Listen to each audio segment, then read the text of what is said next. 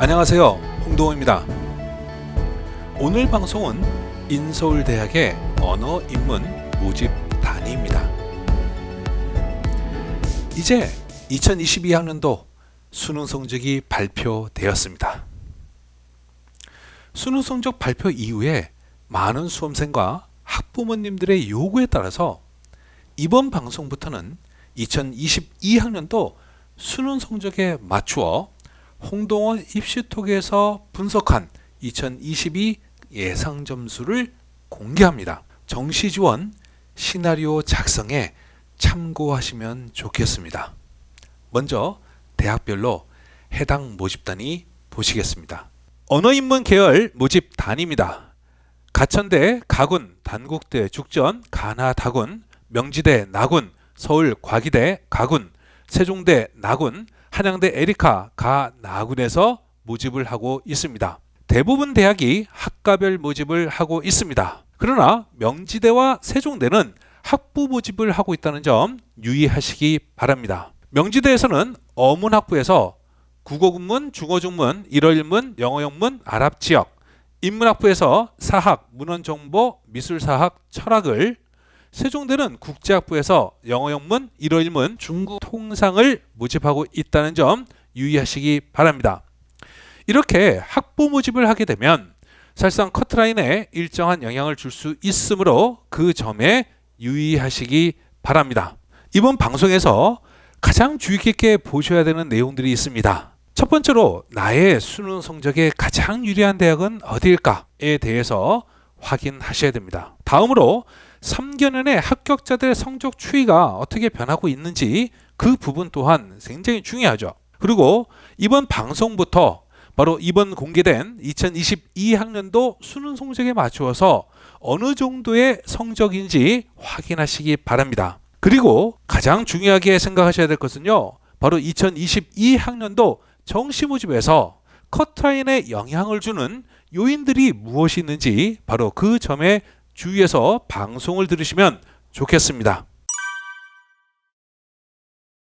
먼저 전체 대학의 22학년도 정시 모집 전형의 특징에 대해서 살펴보겠습니다. 여기서 가장 핵심적인 것은 영역별 반영 비율을 중심으로 나의 수능 성적에 유리한 대학이 어디인지를 확인하는 것입니다. 특히 올해 국어와 수학이 많이 어려웠었죠. 그런 만큼 내 성적에서 어떤 영역이 유리하고 어떤 영역이 불리한지 그 점을 따져서 각 대학의 전형 방법과 비교해 보는 것입니다. 자료화면 보시겠습니다. 전체적으로 명지대와 가천대를 제외하고 탐구를 2개 반영하고 있습니다. 가천대를 제외하고 국어 영역에서 가장 높은 반영 비율은 서울 과기대 문해창작이고 가장 낮은 비율은 한양대 에리카입니다. 그 외에는 언어, 인문 계열인 만큼 국어 영역에서 대체적으로 높게 반영을 하고 있습니다. 영어 영역에서는 등급별 점수의 차이가 가장 낮은 곳은 한양대 에리카입니다. 1등급부터 3등급까지 등급별로 0.5점 차이고 3등급과 4등급은 1점 차이입니다. 이런 점들을 참조해서 나에게 유리한 대학이 어디인지 이번 내 영어에서 성적이 어떻게 나왔는지 연결해서 살펴보시면 좋겠습니다. 다음으로 각 대학별로 2021학년도와 어떻게 달라지는지 확인하겠습니다. 이 점은 커트라인에 영향을 줄 수 있으므로 주의 깊게 보셔야 합니다. 작년도 전형 방법과 비교하는 것은 무척이나 중요하죠. 어떤 요인들이 변화하는지에 따라서 올해 커트라인에 영향을 준다는 겁니다. 따라서 반영 영역, 반영 비율, 등급별 점수 등 각각의 요소들을 중심으로 확인하시기 바랍니다. 자료화면 보시겠습니다. 가장 많이 바뀌는 것은 가천대입니다. 일반전형 1과 일반전형 2로 가군에서 선발을 합니다. 일반전형 1과 일반전형 2는 수능 반영 영역이나 비율이 크게 다르므로 주의해야 합니다. 먼저 살펴볼 것은 영어 영역입니다. 영어 영역에서는 2등급과 3등급의 급간의 점수 차이가 4점 차이에서 3점 차이로 3등급과 4등급은 9점 차이에서 6점 차이로 줄었습니다. 급간 점수 차이가 줄어든 만큼 영어 영역의 비중이 낮아진 것으로 보시면 됩니다. 일반 전형 1은 작년도와 달라진 점이 없습니다만 가장 큰 변화는 일반 전형 2에 있습니다. 우선 반영 영역이 2021학년도인 작년에는 국수 영탐 탐구 영역 1개 중에서 3개 영역을 45%, 40%, 15% 비율 순으로 반영했습니다. 올해 2022학년도에는 국수영 탐탐한 6개 영역 중에서 4개 영역을 40%, 30%, 20%, 10%의 비율 순으로 반영합니다. 여기서 주의하셔야 될 것은요, 한국사가 반영 영역에 포함되어 있다는 점입니다. 또한 탐구 영역이 각각 반영 영역이라는 점입니다. 이는 커트라인의 변화를 시키는 요인이므로 매우 주의하셔야 됩니다. 이에 비해서 단국대 죽전 캠퍼스는 달라진 점이 없습니다. 일반 전형으로 가나 다군에서 모집을 하며 탐구 2과목 반영이고 국어 영역이 가장 높은 35% 비율을 반영하고 있습니다. 다음으로 변화가 있는 명지대입니다. 명지대는 일반 전형 나군으로 선발합니다. 작년에는 탐구 영역 2과목 반영해서 올해는 탐구 영역을 1과목으로 줄여서 반영합니다. 이 점은 올해 커트라인에 영향을 미칠 수 있으므로 매우 주의를 해야 될 요인이라는 거 기억하시기 바랍니다. 다음은 서울 과기대입니다. 일반 전형으로 가군에서 선발하며 작년과 달라진 것은 없습니다. 문해창작학과는 국영탐, 탐구가 2과목 반영이죠.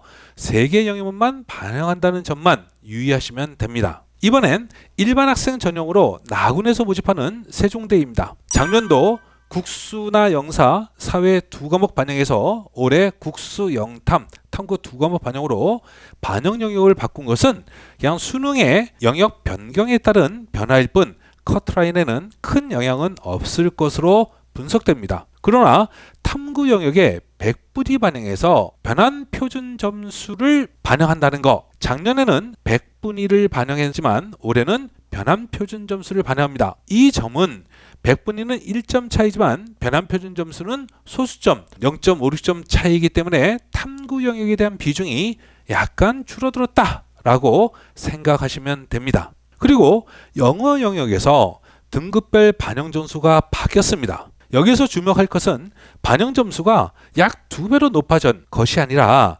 등급별 반영 점수의 차이입니다. 작년에는 1등급과 2등급이 5점 차, 2등급과 3등급이 10점 차, 3등급과 4등급이 5점 차였습니다.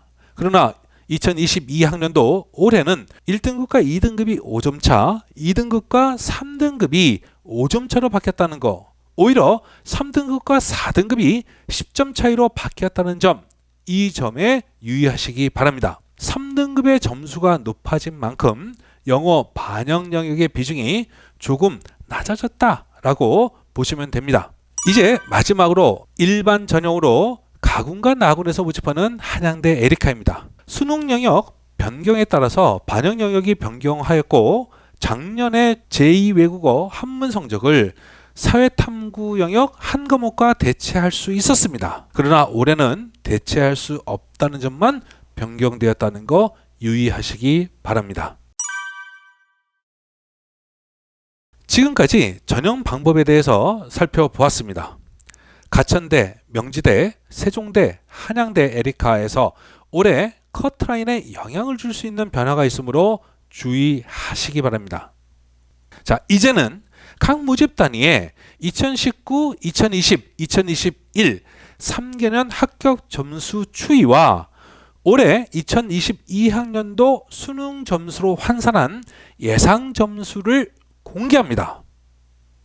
여기서 말씀드리는 점수는 단순 평균 점수에 대한 환산인 만큼 커트라인은 다르게 형성될 수 있으므로 참고하시기 바랍니다. 먼저 합격자들의 3개년 평균입니다. 화면 보시겠습니다. 가군에서는 가천대, 서울 과기대, 단국대 죽전, 한양대 에리카에서 모집을 하고 있습니다. 총 211명을 모집을 하고 있고요. 가군에서 주의할 것은 가천대 동양어문학과 2와 서울 과기대 문해창작학과입니다. 이 두 모집 단위의 성적이 다른 모집 단위에 비해서 높은 것은 바로 3개의 영역만 반영하기 때문이라는 거죠. 3개의 영역만 반영하는데 가천대는 선택하는 영역에서고 서울과기대는 지정된 영역에서 점수이다 보니까 그러한 차이를 보이고 있습니다. 다른 모집 단위들은 84.3점에서 87.9점으로 단국대 죽전의 영미 인문학과가 가장 높고 서울과기대, 가천대, 한양대, 에리카 순입니다. 다음으로 나군입니다. 나군에서는 단국대 죽전, 세종대, 명지대, 한양대, 에리카에서 196명을 모집할 계획입니다. 전반적인 성적에서 보면 단국대 죽전 국어국문학과가 87.3점으로 가장 높고 한양대 에리카 문화인류학과가 83.1점으로 가장 낮습니다. 다군입니다. 다군에서는 단국대 죽전에서만 모집합니다.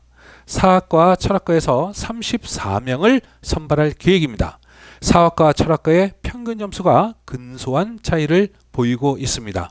앞에서 합격자들의 3개년 평균 성적을 보았습니다.